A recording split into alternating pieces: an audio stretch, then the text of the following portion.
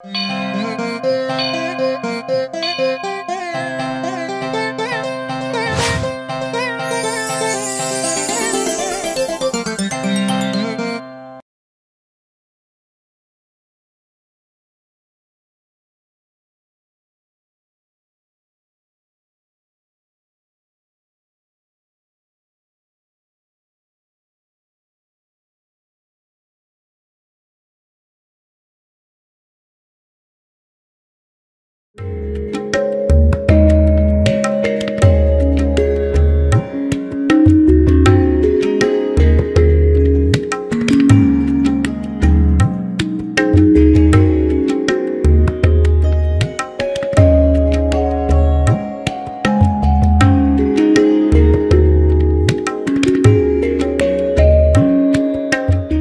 ఆశ్రమం సాందీపని ఆశ్రమం అండి. ఇక్కడ చేరాలంటే నర్సరావుపేట నుంచి కానీ, సత్తెనపల్లి నుంచి కానీ ఇక్కడికి 10-15 కిలోమీటర్ల మధ్యలో ఉంటుంది. కుందూరుపాలెం అనేటువంటి స్టేషన్లో దిగి 1 కిలోమీటర్ నడుచుకుంటూ వస్తే ఇక్కడ రావచ్చు. ఒకసారి ఆటోలు కూడా ప్రొవైడ్ చేసే అవకాశం ఉందండి. ఎక్కువ 2 వీలర్స్ ఇట్లా నడుచుకుంటూ కూడా వస్తూ ఉంటారు. ఈ ఆశ్రమాన్ని 2013 సంవత్సరం శంకుస్థాపన చేశామండి. 2016 సంవత్సరం శ్రీ పంచమి రోజు ఇక్కడ విగ్రహ ప్రతిష్ఠ జరిగింది. ఈ విగ్రహ ప్రతిష్ఠ అంటే గాయత్రి అమ్మవారు, అట్లాగే సరస్వతి అమ్మవారు, గణపతి దేవుడు, ఇట్లా గురువుల యొక్క అందరి యొక్క విగ్రహాలు ఇక్కడ ప్రతిష్ఠ చేశారు. మరి ఈ ఆశ్రమం పెట్టిన కాడ నుంచి అనేక మంది భక్తులు రావటం, దైనందిన కార్యక్రమం నిత్య అగ్నిహోత్రం జరుగుతూ ఉంటుంది. దాంతోపాటు పర్వదినాల్లో ప్రత్యేకమైనటువంటి కార్యక్రమాలు జరుగుతూ ఉంటాయి. సాందీపని ఆశ్రమం అంటే మా గురువు గారు సాందీపని అంటే ఆయన శ్రీకృష్ణదేవులకి బలరాముడికి విద్య అందించిన గురువు గారండి. ఆయన పేరు మీద విశ్వ కళ్యాణం జరగాలి, ఇక్కడ విద్య నేర్చుకున్న వ్యక్తులంతా కూడా పరిపూర్ణమైనటువంటి ఒక శక్తి సంపాదించుకోవాలి, తద్వారా విశ్వ కళ్యాణం జరగాలనేటువంటి ప్రముఖ ఉద్దేశంతో మా గురువు గారు మాస్టర్ యొక్క ఆయన యొక్క ప్రోద్బలంతో జరిగింది. ఇది స్వామి సిద్ధి గణపతిని. ఇక్కడ ఏ కార్యక్రమం చేయాలన్నా ముందుగా ఆయన సేవించి ఆయన పూజిస్తేనే పరిపూర్ణ ఫలితం వస్తుంది. కాబట్టి ఎక్కువ మంది భక్తులు ఇక్కడికి వచ్చి ప్రత్యేకంగా స్వామిని దర్శించుకొని విశేషమైన పూజలు చేసుకుంటారు. ప్రతి నెల వచ్చే చతుర్దశి రోజు కూడా స్వామికి ప్రత్యేకమైన హోమాలు జరుగుతూ ఉంటాయి. అంటే గణపతి నవరాత్రులప్పుడు కూడా చాలా ప్రత్యేకమైన కార్యక్రమం జరుగుతూ ఉంటాయి. సాక్షాత్తు స్వామి ఇక్కడ నివసించాడు. ఆయన కొన్నిసార్లు దర్శనం కూడా జరిగింది భక్తులకి. కాబట్టి విశేషంగా ఆయన దర్శించుకోవడానికి చాలా జనాలు వస్తూ ఉంటారు.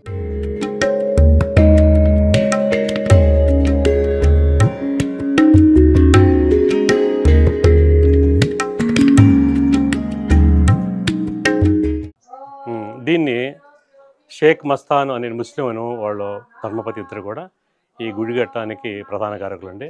విగ్రహదాత ఇక్కడ రామగోవింద్ అనేటువంటి వ్యక్తి విగ్రహాన్ని కూడా ఇచ్చారు. కాబట్టి గుర్రం రామగోవిందు వాళ్ళ భార్య వీళ్ళు విగ్రహాన్ని కూడా ప్రతిష్ఠించారు. స్థలదాత ఈ పక్కనే ఉందండి. సైకం సామ్రాజ్యమ్మ, అట్లాగే భర్త పేరు ఆయన యోగిరెడ్డి గారు. కనీసం ఒక 50 లక్షల రూపాయల స్థలాన్ని ఆ రోజు వాళ్ళు ఇచ్చారు. కాబట్టి ఇంత కార్యక్రమం జరుగుతుంది కాబట్టి డైలీగా అనేక మంది భక్తులకి ఇది ఆలవాలం అయిపోయింది. కాబట్టి ఇది చాలా గొప్ప క్షేత్రంగా పరిగెడుతుంది.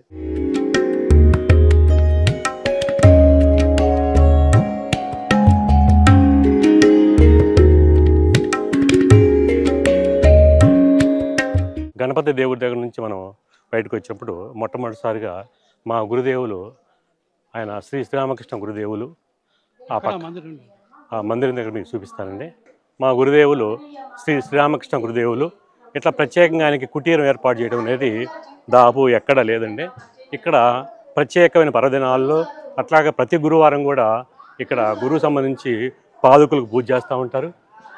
అనేక మంది భక్తులు రావటం, ఇక్కడ దర్శనం చేసుకోవటం, గురువు అనుగ్రహం పొందడం అనేది నిత్యకృత్యంగా జరుగుతూ ఉంటుందండి.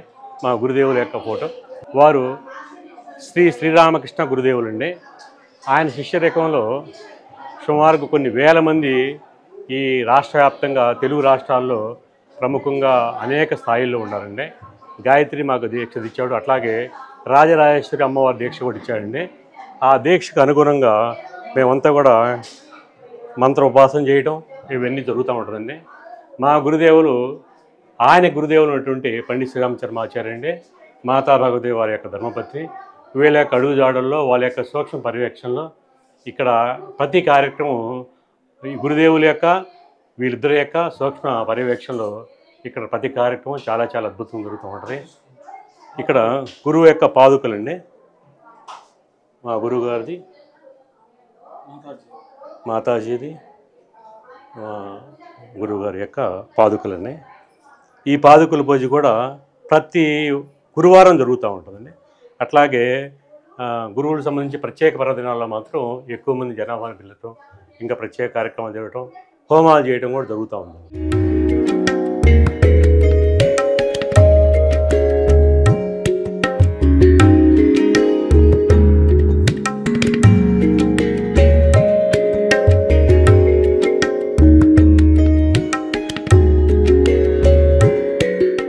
ఇక్కడ సరస్వతి మాత విగ్రహం అండి. దీన్ని మన పక్కనే ఉన్నారు పత్తివాడ వెంకటేశ్వర గారు, వాళ్ళ ధర్మపత్ని గారు ఒక 5 లక్షల రూపాయలు ఖర్చు పెట్టుకొని దీనికి, అట్లాగే దానికి విగ్రహాన్ని కూడా తయారు చేసి, విగ్రహానికి దానికి సంబంధించి పైన కిరీటం కూడా వాళ్ళు ఇచ్చారండి. ఇక్కడ ప్రత్యేకత ఏంటంటే ప్రతి అక్షరాభ్యాస కార్యక్రమం ఇక్కడ జరుగుతూ ఉంటుందండి. ఇక్కడ అక్షరాభ్యాస కార్యక్రమం ప్రతి వ్యక్తి కూడా ఎడ్యుకేషన్ ఎంత బ్యాక్ లాగుండా, ఎంత వెనకబడి ఉన్నా కూడా ఇక్కడ అక్షరాభ్యాసం జరుగుతుంటే ఖచ్చితంగా వాళ్ళు ఉన్నత స్థాయికి వెళ్తామండి. మనం ఎన్నో రకాల దృష్టాంతాలు కూడా ఇక్కడ ఉండేవి.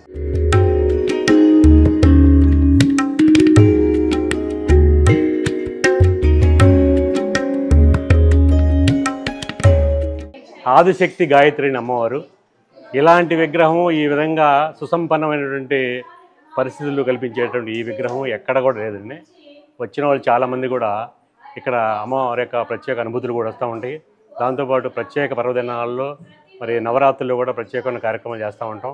దాంతోపాటు ప్రతిరోజు కూడా అమ్మవారిని సేవించడం కానీ, అష్టోత్తర పూజ కానీ, గాయత్రి యజ్ఞం కానీ ఈ రెండు కూడా రోజు నిరంతరంగా జరుగుతూ ఉంటాయి. అఖండ జ్యోతి ఉందండి. ఇక్కడ ప్రతిష్ట జరిగిన దగ్గర నుంచి నిత్యం అఖండ జ్యోతి విరుగుతూ ఉంది. రోజు అమ్మవారికి అనేక రకాలైన ఉపచారాలని కూడా చేస్తూ ఉంటారు.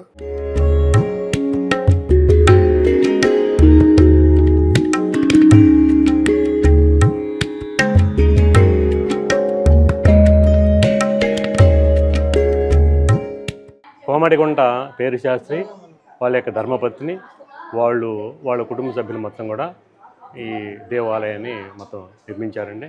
ఈ గాయత్రి అమ్మవారి విగ్రహాన్ని చైకం సీతారామరెడ్డి గారు, వాళ్ళ కుమారుడు చిన్నపరెడ్డి, వాళ్ళ కోడలంతా కూడా సమర్పించారు. అక్కడ ఈ ఆశ్రమానికి ప్రముఖమైనటువంటి ప్రఖర ప్రజ్ఞ సజల శ్రద్ధ అండి. అంటే ప్రఖర ప్రజ్ఞ సజల శ్రద్ధ అంటే మా గురువుగారి యొక్క ఆయన యొక్క సమాధి హరిద్వార్ శాంతికుంజలో ఉందండి.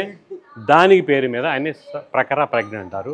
మా గురువుగారి యొక్క ధర్మపత్ని, మా మాతాజీ అయినటువంటి ఆమె సజల శ్రద్ధ ఆమె యొక్క సమాధి అండి. ఈ రెండు ఎక్కడైతే ఉంటాయో అది ఒక ప్రముఖమైనటువంటి క్షేత్రంగా వెలుగుతుంది. ఇక్కడికి వచ్చిన ప్రతి వ్యక్తి కూడా ముందు మేమేం చేస్తామంటే అక్కడికి వెళ్ళి అమ్మవారి చుట్టూ ప్రదక్షిణాలు చేయండి, మీ యొక్క సమస్యలు సగం పరిష్కారం అంటూ ఉంటాం. ఖచ్చితంగా అదేవిధంగా ఇక్కడ వచ్చిన వాళ్ళు మొత్తం కూడా అక్కడ ప్రదక్షిణ చేస్తూ ఉంటారు. తర్వాత ఈ అమ్మవారి చుట్టూ ప్రదక్షిణ చేస్తూ ఉంటారు. ఈ విధంగా చేయటం వలన, మంత్ర ఉపాసన చేయటం వలన అనేక సమస్యలతో వచ్చిన మొత్తం కూడా అందరూ కూడా దాదాపు సమస్యలు మొత్తం 99% క్లియర్ అయ్యి చెప్తున్నారు. మా గురువుగారు చెప్పినటువంటి ముఖ్య ఉద్దేశం ఏంటంటే ఎవరైనా సరే ఈ ప్రఖర ప్రజ్ఞ సరస్వతిని దర్శించుకొని కనుక అక్కడ మనస్ఫూర్తి కనుక ప్రదక్షిణ చేస్తే ఖచ్చితంగా వాళ్ళు ఉత్త చేతులతో బయటికి వెళ్ళరు, వాళ్ళు నిండు చేతులతో వెళ్తారు, వాళ్ళ యొక్క కర్మలు సగం క్షయం అవుతాయి అని చెప్పి మా గురువుగారు మాకు ఇచ్చిన సందేశం. దాని తగ్గట్టుగా ఫలితం కూడా విశేషంగా ఉంటాయి. ఎందుకంటే నిత్యంగా అక్కడ ప్రత్యేకమైనటువంటి గాయత్రి హోమం జరగడం, మళ్ళీ ప్రత్యేక పర్వదినాల్లో రకరకాల హోమాలు చేస్తారు. రకరకాల హోమాలు అంటే నవరాత్రుల్లో గాయత్రి సంపుటీకరణ దుర్గా సప్తశతి అంటే ప్రత్యేకమైనటువంటి హోమం 10 రోజులు చేస్తూ ఉంటామండి. ఈ 10 రోజులు చేసేటువంటి దాంట్లో పాల్గొనేటువంటి అనేక మంది భక్తులు కూడా విశిష్టమైనటువంటి ఫలితం పొందుతారు. ఆ ఫలితం పొందడమే కాకుండా అది చూడటానికి కూడా అనేక మంది ప్రేక్షకులు వస్తూ ఉంటారు. దాంట్లో పాల్గొన్న వాళ్ళకి అమ్మవారి యొక్క దర్శనం జరగటం కానీ, అట్లా ప్రత్యేకమైన శక్తులు లభించడం కానీ, మనకు ఆరోగ్య బాధలు మొత్తంగా పోవడం కూడా జరుగుతూ ఉంటుంది. ఇది ఆ విధంగా నవరాత్రుల్లో ఉన్నటువంటి ప్రత్యేక కార్యక్రమం జరగడం అనేది 4 సంవత్సరాల నుంచి విశేషంగా జరుగుతుంది. నాకు ప్రత్యేకంగా శక్తులు రావడం కూడా కారణం ఏంటంటే ఆ నవరాత్రులు చేసేటువంటి ప్రత్యేక సాధనల ఫలితం. దాంతోపాటు ప్రతి సంవత్సరము శివరాత్రి రోజు ఉపవాసం చేసి రుద్రహోమం చేస్తారండి. 3వ జాము రాత్రిపూట 3వ జాము వరకు ఈ కార్యక్రమం చేస్తారు. మనకి భాగవతంలో శ్రీకృష్ణ పరమాత్మ చెప్పినటువంటి విషయం ఏంటంటే, ఎవరైతే 12 సంవత్సరాలు ప్రత్యేక ఉపవాస దీక్షతోటి కనుక నిరంతరం స్వామిని సేవించి స్వామిని మన్నం చేసుకొని ఈ హోమంలో ఎవరైతే 12 సంవత్సరాలు పాల్గొంటారో వాళ్ళకి ఈ భూమి మీద వచ్చేప్పుడు ఎన్ని జన్మలైతే ఉంటాయో, ఎన్ని కర్మలైతే ఉంటాయో ఆ కర్మ మొత్తం క్షయించిపోతాయని చెప్పి దాంట్లో భాగవతంలో ఉంది. కాబట్టి ఆ కార్యక్రమం హాజరు కావటం కానీ, మరి విశేషమైన ఫలితం పొందటం కానీ ఇక్కడ జరుగుతూ ఉంటుందండి. ఎవరైనా ఈ ఈ ఛానల్ వీక్షకులు ఎవరైనా సరే ఇక్కడికి వచ్చి ఈ కార్యక్రమాన్ని సద్వినియోగం చేసుకోవడం. దాంతోపాటు ఏంటంటే ఇందాక చెప్పినట్టుగా నవరాత్రుల్లో దుర్గా సప్తశతి, గాయత్రి సంపుటీకరణటువంటి ప్రత్యేక హోమాలు. ఈ హోమం దాదాపుగా ఎక్కడ ఏ పీఠంలో కూడా చేయరండి. ఇది మా పూజ్య గురుదేవులు పండిత శ్రీరామచంద్రాచార్య మాతా భగవతి యొక్క సంకల్పంతో వాళ్ళు నాకు ఇచ్చినటువంటి ఆజ్ఞకు అనుకూలంగా నేను చేస్తున్నాను. దాంట్లో పాల్గొనడానికి కూడా అందరూ అర్హులే, కానీ ప్రత్యేకమైన నియమాలు ఉంటాయి. ఆ నియమాలు పాటించే వాళ్ళు ఎవరైనా సరే ఆశ్రమానికి రావచ్చు. దాంట్లో ఉచితంగా భోజన సదుపాయాలు ఉంటాయి. ఇవన్నీ కూడా కానీ రోజు నియమం ప్రకారంగా కొన్ని గాయత్రి మంత్రం చేయటం, మరి ప్రత్యేకంగా ఉన్నటువంటి ఒంటిపూట ఆహారం తినటం, మరి మితాహారం, నేల పడక చేయటం, మరి ఇట్లా అనేకమైనటువంటి ఆ నియమాలు ఉంటాయి తప్పక వేరే నియమాలే ఉండవు. దీంట్లో పాల్గొన్న వ్యక్తులు ఖచ్చితంగా 3 సంవత్సరాలు పాల్గొంటే వాళ్ళకి ఎన్ని సంవత్సరాల నుంచి వచ్చిన కర్మలు కూడా ఖచ్చితంగా పోతాయని చెప్పి మాకు అనేక రకమైన దృష్టాంతాలు జరుగుతాయి.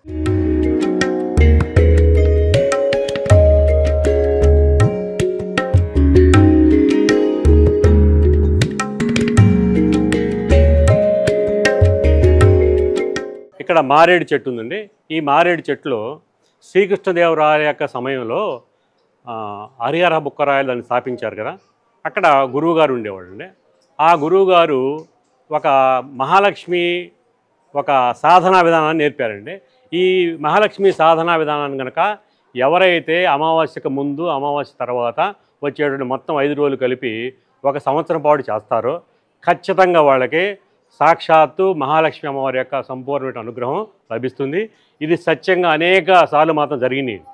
ఎవరైనా ప్రేక్షకులు మాత్రం వీక్షకులు ఎవరైనా ఉంటే ఆ కార్యక్రమంలో పాల్గొనవచ్చు. అక్కడ ప్రత్యేకమైన కార్యక్రమం ఒక 4 గంటల 5 గంటల కార్యక్రమం ఉంటుంది. దాంట్లో పాల్గొంటే మాత్రం మహాలక్ష్మి అమ్మవారి అనుగ్రహం తప్పని జరుగుతుంది. ప్రతి సంవత్సరం మాత్రం ప్రతి నెల అమావాస్యకి ఇట్లా ఈ ఆశ్రమం పెట్టిన దగ్గర నుంచి ఇప్పటి వరకు నిరంతరంగా జరుగుతూ ఉంది. ఇంకా రాబోయే సంవత్సరాలు కూడా ఇది ఇంకా ఎక్కువగా జరుగుతుంది. అక్కడ ఇంకోటి ఏంటంటే దీనికి ఎక్స్టెన్షన్ ఏంటంటే అక్కడ ఖాళీ ప్లేస్ పెట్టామండి. ప్రస్తుతం నేను జాబ్ వర్కింగ్ పర్సనల్ని. ఈ నా జాబ్ రిటైర్ అయిన తర్వాత అక్కడ మనం పెట్టింది ఏంటంటే ఒక అష్టలక్ష్మి స్తూపం ఒకటి కడతామండి. ఈ అష్టలక్ష్మి స్తూపానికి 8 వైపులా 8 బిల్వ చెట్లు ఉంటాయి. ఈ 8 బిల్వ చెట్ల దగ్గర కూర్చొని ఎవరైతే సాధన చేస్తే అమావాస్య సాధన చేసినట్లయితే ఖచ్చితంగా వాళ్ళకి ఎన్ని జన్మలు వచ్చినటువంటి అనారోగ్యం కానీ అనైశ్వర్యం కానీ ఇట్లాంటి అనేక దుర్గుణాలు మొత్తం పోయి సంపూర్ణంగా ఒక మనిషి అష్టైశ్వర్యాలతో తొలగాలంటే ఏమేం క్వాలిటీస్ కావాలో ఏమేమి ఉండాలో మొత్తం అక్కడ జరుగుతుంది. అది కూడా 1 సంవత్సరం తర్వాత మేము ఆ కార్యక్రమం ఇద్దామని చెప్పి ప్రపోజల్ ఉంది. వచ్చే సంవత్సరం ఆ కార్యక్రమం మేము మొదలు పెడతాం. ఇక్కడ మేము ప్రతి అమావాస్యకి ముందు 2 రోజులు వెనక 2 రోజులు కలిపి మొత్తం 5 రోజులు సాధన చేస్తామండి. ఇది మహాలక్ష్మి, ఇక్కడ మహాలక్ష్మి సాధన ఉంటుంది. ఇక్కడ అమ్మవారిని ఇక ఈ వృక్షాన్ని సాక్షాత్తు అమ్మవారి స్వరూపంగా భావించి అమ్మవారిలాగా చీర కట్టడం కానీ అనేక ఉపచారాలు చేయటం, మరి ఇట్లా అన్ని రకాలైనటువంటి సాధనలు మొత్తం కూడా ప్రతి నెల 5 రోజులు జరుగుతూ ఉంటుంది. ఎవరైనా సరే వీక్షకులు మాత్రం దీనికి రావాల్సిన వ్యక్తి ప్రతి వాళ్ళు రావచ్చు, దీంట్లో పాల్గొనవచ్చు. దీంట్లో ఎలాంటి అభ్యంతరం కూడా లేదు.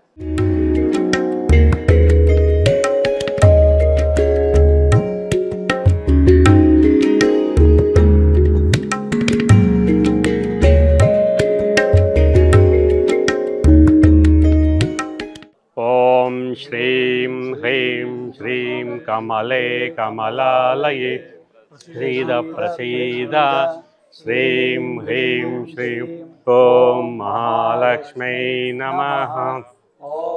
శ్రీం హ్రీం శ్రీం కమలే కమలాలయే ప్రసీద ప్రసీద శ్రీం హ్రీం శ్రీం ఓం మహాలక్ష్మై నమః. ఓం శ్రీం హ్రీం శ్రీం కమలే కమలాలయే ప్రసీద ప్రసీద శ్రీం హ్రీం శ్రీం ఓం మహాలక్ష్మై నమః. శ్రీం హ్రీం శ్రీం కమలే కమలాలయే ప్రసీద ప్రసీద శ్రీం హ్రీం శ్రీం ఓం మహాలక్ష్మీ నమః. ఓం శ్రీం హ్రీం శ్రీం కమలే కమలాలయే ప్రసీద ప్రసీద శ్రీం హ్రీం శ్రీం ఓం మహాలక్ష్మీ నమః. ఓం నమో స్వనంతాయ సహస్రమూర్తయే సహస్రపాదాక్షి శిరోరుబాహవే సహస్రనామ్నే పురుషాయ శాశ్వతే సహస్రకోటియుగధారిణే నమః. సహస్రకోటియుగధారిణే నమః. ఓం స్వస్తి ప్రజాభ్యాం పరిపాలయంతాం న్యాయేన మార్గేణ మహీమహీష గోబ్రాహ్మణేభ్యో శుభమస్తు నిత్యం లోకా సమస్తా సుఖినో భవంతు. వివర్షతు పర్జన్య పృథివీ సస్యశాలిని దేశోऽयं శోభరహితో బ్రాహ్మణా సంతు నిర్భయ సర్వే భవంతు సుఖినః సర్వే సంతు నిరామయ సర్వే భద్రాణి పశ్యంతు మా కచ్చిద్ దుఃఖమాప్నుయాత్. అపుత్రః పుత్రిణः సంతు పుత్రిణः సంతు పౌత్రిణः నిర్ధనా సదనా సంతు జీవంతు శరదాం శతః. శ్రద్ధాం మేధాం యశ ప్రజ్ఞా విద్యాం పుష్టిం శ్రియం బలం ఆయుష్యమారోగ్యం దేహి మే హవ్యవాగనః దేహి మే హవ్యవాగనః దేహి మే హవ్యవాగనః. అసతో మా సద్గమయ తమసో మా జ్యోతిర్గమయ మృత్యోర్మా అమృతంగమయ స్వార్థం మా పరమార్థంగమయ అవ్యవస్థాం మా సువ్యవస్థాంగమయ. ఓం శాంతి శాంతి శాంతి.